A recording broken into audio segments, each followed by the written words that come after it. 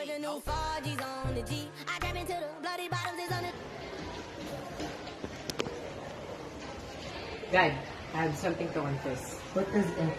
I have a heart condition that needs operation. How come? Are you kidding around? No, Dad. I'm so sorry.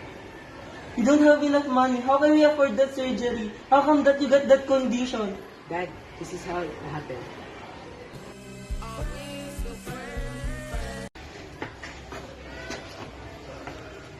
What's that? Huh? Cigarette? Wanna try?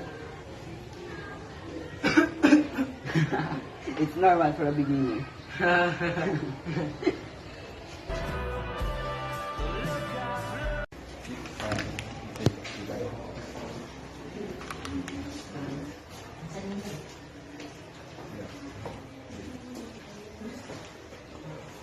Good morning, Doc. I've been applying for a checkup today. Good morning. What's wrong, sir? I'm experiencing swollen breathing and I always have a headache. Really?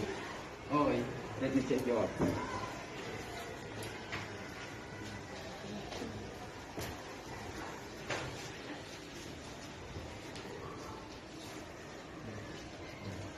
This is a joke. Why, Doc? You have a severe heart condition caused by your continuous usage of cigarette. Your heart rate is 199.3 beats per minute. What? Will it cost a lot?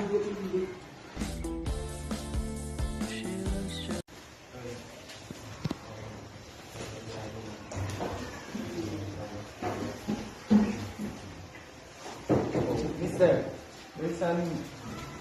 your son has a severe heart condition. How? His usage of cigarette.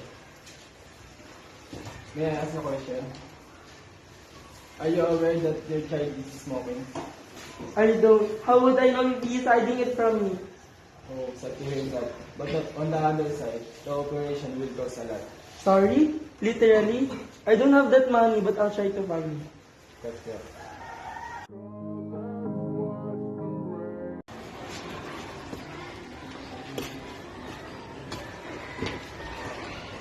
Are you alright?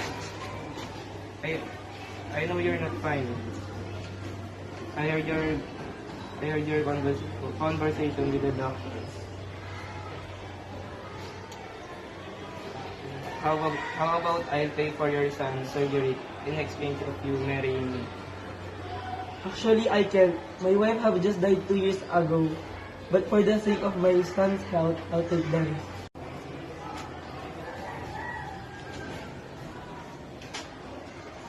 Okay, let's plan our wedding after your son's surgery. We have compiled all the tests of your son. We're just waiting to lab to release it. Doctor, this is the result for the person. Oh, thanks.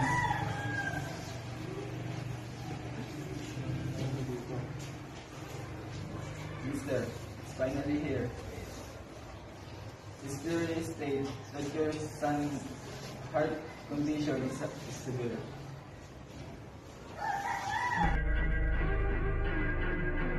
I have the knife. Start the breath.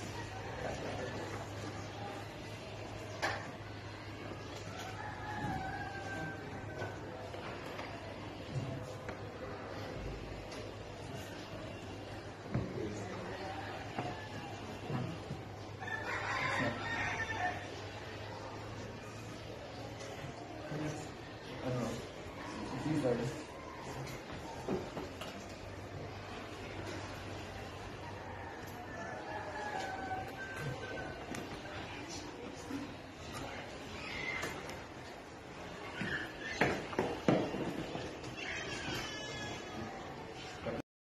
Hey, another successful operation. Another job well done. In that hard work and unity will always ask you to victory.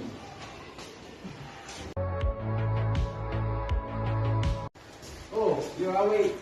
Are you fine? Are you fine, Mr. Manchu? Sure I am. Thanks, y'all. By the way, where's your dad?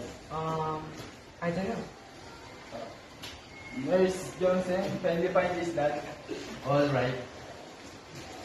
Oh, no need to find him.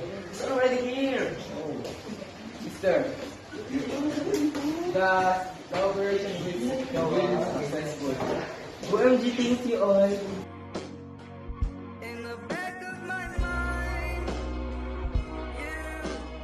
Bodyguards, there they are. Please accompany them. All fine, boss.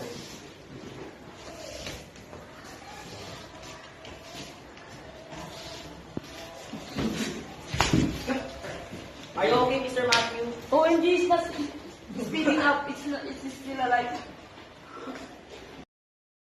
Fully surgery happened, but Oliver's smile was filled with the gloom. Mr. Matthew happened to die because of sleeping on the wet floor, not because of the heart condition.